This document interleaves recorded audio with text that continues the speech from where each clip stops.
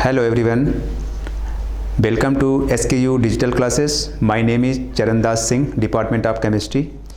आज का जो मेरा टॉपिक है वो है एटॉमिक स्ट्रक्चर। हम परमाणु संरचना के बारे में आज पढ़ेंगे और इसी के संदर्भ में जो चीज़ें हैं जैसे परमाणु क्या होता है, अणु क्या होता है, अणु किससे मिलकर बना होता है, परमाणु किससे मिलकर बना होता है, वो भी सारा कुछ पढ़ेंगे और हम एटॉमिक मॉडल के बारे में भी कुछ चर्चा करेंगे। ठीक है, तो चलिए देखते हैं टॉपिक को।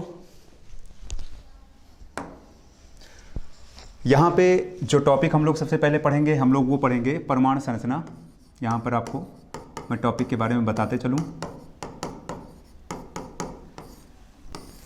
जब परमाणु संरचना हम लोग पढ़ते हैं तो यहाँ पर परमाणु और अणु की बात होती है। तो परमाणु जो होते हैं वो क्या होते हैं वो हमें पढ़ना है। जो परमाणु होते हैं वो मूल कण से मिलकर बने होते हैं। इनका जो निर्माण होता है वो मूल कणों से मिलकर बने होते हैं। मूल कण से मिलकर बने होते हैं। उसके बाद जो मूल कण होते हैं, मूल कण दो प्रकार के होते हैं, मेनता हम यहाँ पे देख सकते हैं। उसके बाद आता है मूल कण की बात। मूल कण जो होते हैं वो दो पार्ट में डिवाइड होते हैं, दो भागों में डिवाइड किया जाता है। एक होता है अस्थाई मूल कण और एक होता है अस्थाई मूल कण।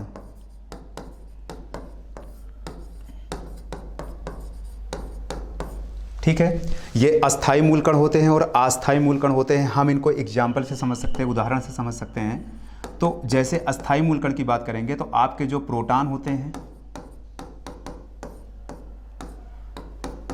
न्यूट्रॉन होते हैं और इलेक्ट्रॉन होते हैं, ये होते हैं अस्थाई मूल कण होते हैं। और जो अस्थाई मूल कण होते हैं उसमें जैसे आपके पॉजिट्रॉन हो गए, ठीक है, और न्यूट्रिनो हो गए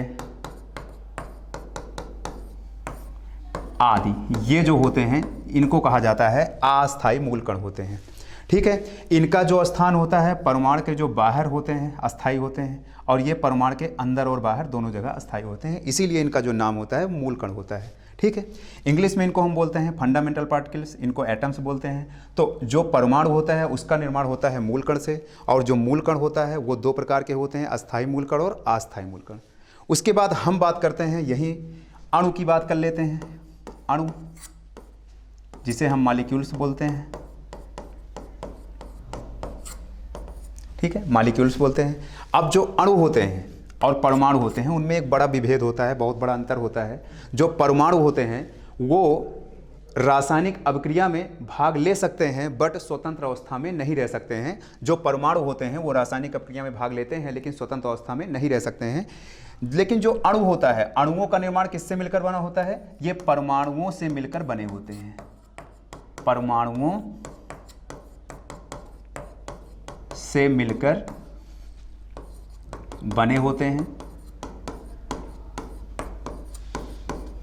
परमाणुओं से मिलकर बने होते हैं और ये रासायनिक अभिक्रिया में भाग नहीं ले सकते हैं लेकिन स्वतंत्र अवस्था में रह सकते हैं। तो अभी जो मैंने आपको पढ़ाया वो ये है कि जो आपके परमाणु होते हैं, परमाणुओं का निर्माण किससे होता है? मूल कण से होता है। और जो अणुओं का निर्माण होता है वो परमाणुओं से मिलकर होता है। ठीक है, इसी के सापेक्ष में कुछ मॉडल्स है जिनको हम परमाणु मॉडल कहते हैं। परमाणु मॉडल, ठीक है, ये जो परमाणु मॉडल हैं वो परमाणु संरचना के संदर्भ में दिया गया। जो परमाणु संरचना होती है उसके संदर्भ में ये परमाणु मॉडल दिया गया। कई मॉडल आए जैसे सोमरफील्ड मॉडल, टॉमसन मॉडल, है ना। जो टॉमसन मॉडल था वो कहा जाता है कि परमाणु संरचना को स्पष्ट करने के लिए यह दिया गया पहला मॉडल था। ठीक है, टॉमसन मॉडल आए। उसके बाद यहीं पर रदरफोर्ड मॉडल आए।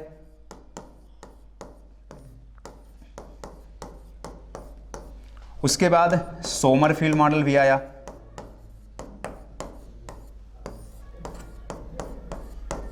मॉडल और एक और था जिसे हम लोग बहुत पढ़ेंगे, ये इंपॉर्टेंट होता है, बहुत ही ज़्यादा इंपॉर्टेंट है, Niels Bohr model. Bohr model, ठीक है, ये कुछ परमाणु संरचना को स्पष्ट करने के संदर्भ में ये कुछ मॉडल दिए गए थे। थॉम्सन मॉडल, जो कि कहा जाता है कि परमाणु संरचना के संदर्भ में या उसकी संरचना को व्यक्त करने के लिए दिया गया पहला मॉडल था, है ना।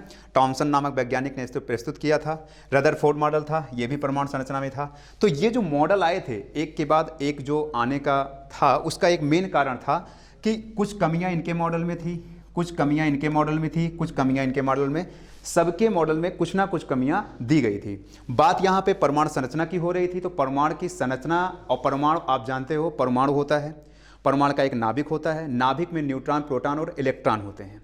जो आपका परमाणु होता है, परमाणु जैसे ये मान लीजिए, परमाणु के, है ना, अति सूक्ष्म भाग होता है जिसे नाभिक कहते हैं। और नाभिक में आपके क्या क्या होते हैं, न्यूट्रॉन होते हैं, प्रोटॉन होते हैं और इलेक्ट्रॉन होते हैं। ठीक है, और मैंने अभी आपको पीछे बताया था अस्थाई मूलकण होते हैं और ये नाभिक में पाए जाते हैं। और जो इलेक्ट्रॉन होते हैं वो वृत्तीय कक्षाओं में चक्कर लगाते हैं। मान लीजिए यहाँ पे न्यूट्रॉन और प्रोटॉन हैं और यहाँ पर वृत्तीय कक्षाओं में ये चक्कर लगाते हैं इलेक्ट्रॉन। ठीक है, अब बात यहाँ पर ये आती है कि ये मॉडल किस सापेक्ष में सही हुए, किस सापेक्ष में नहीं सही हुए। तो हम सबसे पहले इसमें जो इम्पोर्टेंट एक है जो मॉडल था नील्स बोर, उस पर चर्चा करते हैं। ठीक है, चलिए देखते हैं नील्स बोर मॉडल।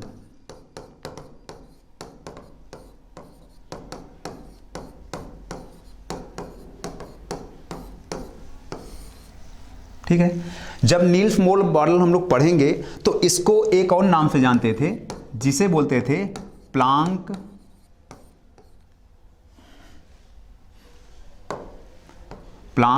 नियतांक मॉडल, ये भी बोलते थे। ठीक है, और सारे मॉडल, जितने मॉडल भी आए, सब ने एक ही बात कही कि परमाणु होता है, परमाणु का अति सूक्ष्म भाग होता है,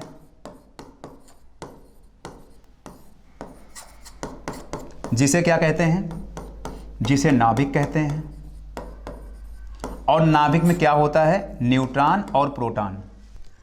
परमाणु है, परमाणु का अति सूक्ष्म भाग है, वहाँ उसका नाभिक कहलाता है। नाभिक में न्यूट्रॉन प्रोटॉन होते हैं, इलेक्ट्रॉन चारों तरफ वृत्तीय कक्षाओं में चक्कर लगाते हैं। अब एक बात समझिएगा, जब वृत्तीय कक्षाओं में चक्कर लगाते हैं तो केवल वृत्तीय कक्षाओं में ही चक्कर नहीं लगाते और निश्चित कक्षाओं में चक्कर लगाते। जैसे इलेक्ट्रॉन है, जैसे मान लीजिए ये हो गया, यहाँ पर न्यूट्रॉन और प्रोटॉन हो गया, इलेक्ट्रॉन चक्कर लगा रहा है। तो जहाँ पर इलेक्ट्रॉन चक्कर लगा रहा है, जिन कक्षाओं में चक्कर लगा रहा है, उसे बोलते हैं ऊर्जा स्तर, एनर्जी लेवल।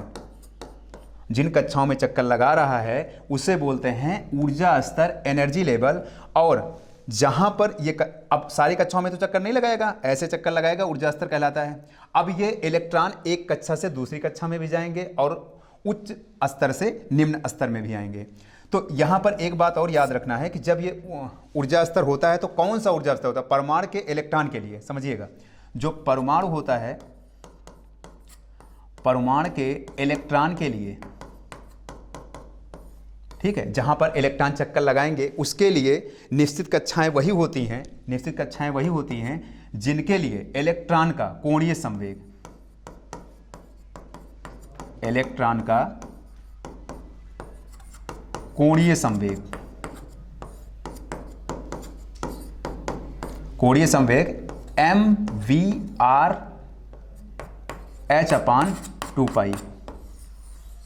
ठीक है, इसका पूर्ण गुणज होता है। कहने का मतलब यह है कि जो इलेक्ट्रॉन होते हैं दीर्घवृत्तीय या वृत्तीय कक्षाओं में चक्कर लगाते हैं, जो जहां पर वो चक्कर लगा रहे हैं, जहां पर वो बने हुए हैं, उसे ऊर्जा स्तर कहते हैं। और जो संभावित कक्षाएं हैं जहां इलेक्ट्रॉन मूवमेंट करता है, उसका जो इलेक्ट्रॉन, एक परमाणु का इलेक्ट्रॉन के लिए उसकी वैल्यू कितनी होनी चाहिए, इलेक्ट्रॉन का कोणीय संवेग mv/, इसको, है ना, और इक्वल टू h/2π होता है। अब यहाँ पे जो m होता है वो द्रव्यमान होता है इलेक्ट्रॉन का, ये वेग होता है, ये त्रिज्या होती है ना। और h जो होता है आपका प्लांक नियतांक होता है। और यहीं पर हम लोग जब इसको आगे लेंगे तो इसका निकल के ये आएगा mv/n/2π।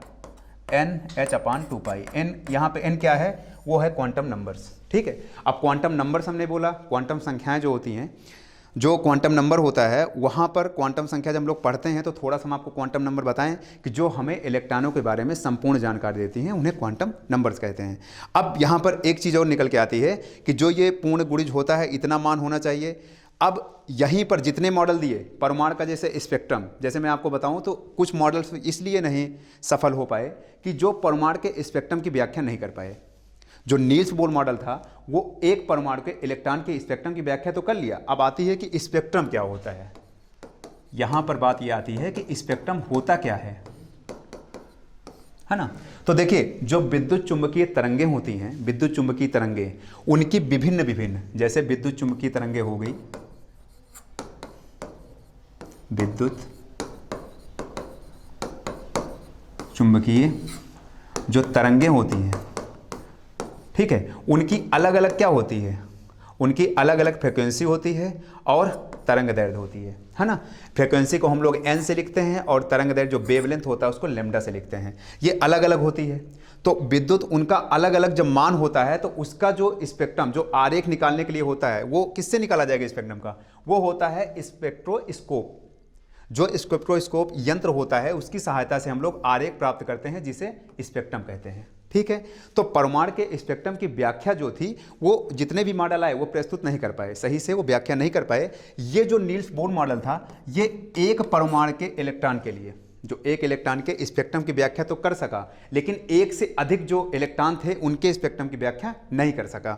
ठीक है, तो इस मॉडल का जो पहला पॉइंट था मैंने आपको बताया कि इनके अनुसार, मतलब इनको प्लांक नियतांक मॉडल भी कहते हैं, इनके अनुसार जो आपका परमाणु होता है, परमाणु का अति सूक्ष्म भाग होता है जिसे नाभिक कहते हैं, नाभिक में न्यूट्रॉन प्रोटॉन होते हैं, इलेक्ट्रॉन चक्कर लगाते हैं उनके वृत्तीय कक्षाओं में। जहां इलेक्ट्रॉन चक्कर लगाते हैं जिन कक्षाओं में, उसे ऊर्जा स्तर कहते हैं।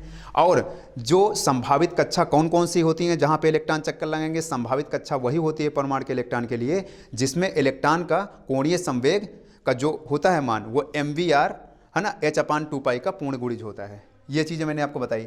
फिर उसके बाद मैंने आपको ये बताया कि जैसे इलेक्ट्रॉन यहाँ पर है, जैसे निम्न कक्षा से उच्च कक्षा में जाएगा, उच्च कक्षा से निम्न कक्षा में आएगा। जब इलेक्ट्रॉन अपनी ही कक्षा में चक्कर लगा रहा है तो कोई दिक्कत नहीं है, लेकिन जब मान लीजिए इलेक्ट्रॉन यहाँ से होके और यहाँ तक गया, ये आपकी निम्न कक्षा स्तर हो गया और ये हो गया उच्च। ठीक है, जब इलेक्ट्रॉन एक कक्षा से दूसरी कक्षा में जाएगा तो वो एनर्जी का उत्सर्जन करेगा या अवशोषण करेगा, ये तब डिपेंड होता है। लेकिन अपनी ही क्लास में है तो ना तो वो एनर्जी उत्सर्जित करेगा ना अवशोषित करेगा। ठीक है, आगे देखते हैं इसके सापेक्ष में अलग इसी पॉइंट पे। जब अगले पॉइंट की हम बात करते हैं तो यहीं पर आप समझिएगा, जब इलेक्ट्रॉन, जैसे इलेक्ट्रॉन है, ठीक है, और ये निम्न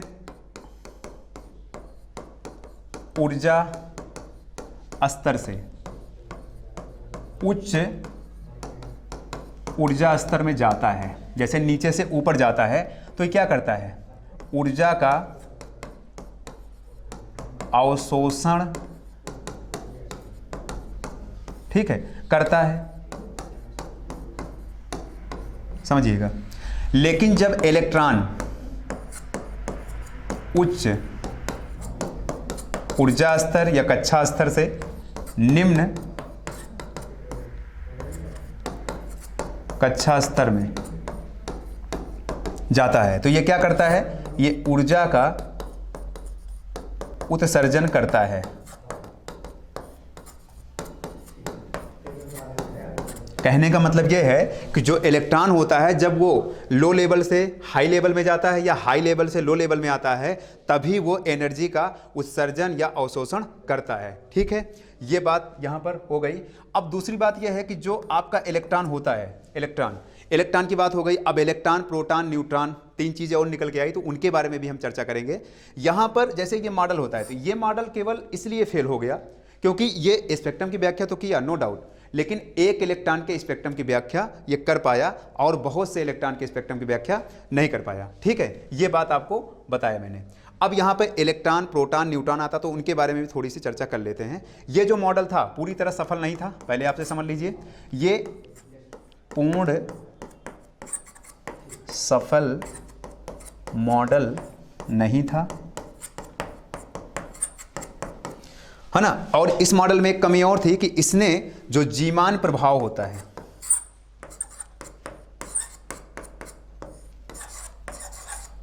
प्रभाव होता है, उसकी व्याख्या भी नहीं कर पाया, व्याख्या नहीं कर पाया। तो कुल मिला के ये मॉडल देखा जाए तो ये भी फेल हो गया। लेकिन जो भी रदरफोर्ड मॉडल थे और सोमरफील्ड मॉडल थे और थॉमसन मॉडल थे, उसकी अपेक्षा ये मॉडल इस बात को स्पष्ट कर सका कि जो परमाणु का स्पेक्ट्रम होता है, एक इलेक्ट्रॉन का स्पेक्ट्रम, या है ना, एक स्पेक्ट्रम की व्याख्या ये कर सका, लेकिन एक से अधिक इलेक्ट्रॉन के लिए नहीं कर पाया। ये इसकी सबसे बड़ी कमी थी। दूसरा था जीमान प्रभाव की व्याख्या नहीं कर पाया।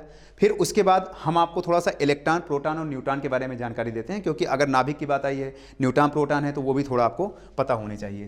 तो यहीं पर हम देखेंगे, 3 चीज़ें और देख लेंगे। सबसे पहले हम देखेंगे तो यहां पे आएगा प्रोटॉन, फिर आता है न्यूट्रॉन, फिर आता है इलेक्ट्रॉन।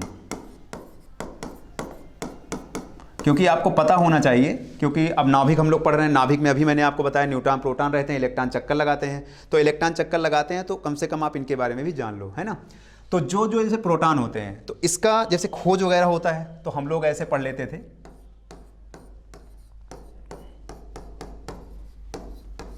ठीक है। ये थोड़ा सा ट्रिक होती है याद करने की। जैसे इलेक्ट्रॉन की खोज थॉमसन ने, कहीं कहीं पर हमको इंग्लिश में थॉमसन मिलता है, थॉमसन मिलता है, बात एक ही है, उसमें कोई दिक्कत नहीं है। इलेक्ट्रॉन जो होता है, इलेक्ट्रॉन की खोज कौन किया है? थॉमसन। कहीं कहीं पर थॉमसन मिलता है वैज्ञानिक ने। अब यहाँ पे P है, तो P को हम लोग क्या लिखते हैं? प्रोटॉन। प्रोटॉन की खोज कौन किया था? ये रदरफोर्ड ने किया था, ठीक है। अब अगला आता है न्यूट्रॉन, है ना। अब न्यूट्रॉन की बात करते हैं, तो न्यूट्रॉन की जो खोज किए थे वो किए थे चैडविक ने,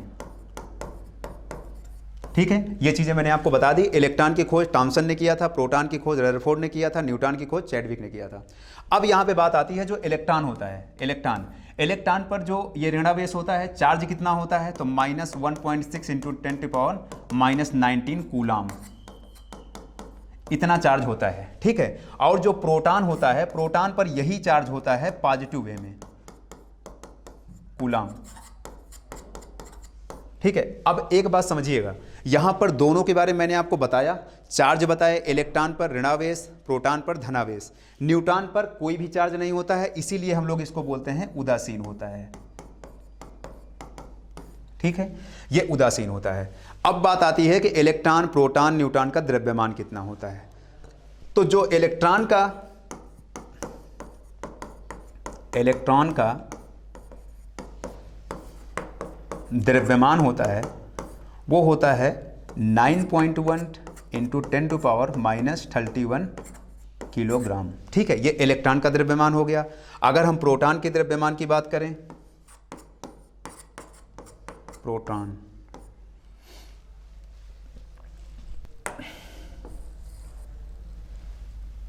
ओके, ये प्रोटॉन का 1.67 × 10⁻⁻27 kg, ठीक। ये होता है प्रोटॉन का। और जो प्रोटॉन का द्रव्यमान होता है वही न्यूट्रॉन का द्रव्यमान होता है। कुल मिला के अगर देखा जाए तो जो न्यूट्रॉन का द्रव्यमान होता है वो प्रोटॉन के द्रव्यमान के बराबर होता है। अब बात यहाँ पे आपको ये समझना है कि जो इलेक्ट्रॉन होता है वो बाहर होता है, और जो प्रोटॉन और न्यूट्रॉन होते हैं वो नाभिक के बीच में होते हैं। और न्यूट्रॉन पर कोई भी चार्ज नहीं होता है, इसीलिए उदासीन होता है। इस पर कोई भी चार्ज नहीं होता है, केवल इसका द्रव्यमान होता है, और जो द्रव्यमान होता है वो प्रोटॉन के द्रव्यमान के बराबर होता है।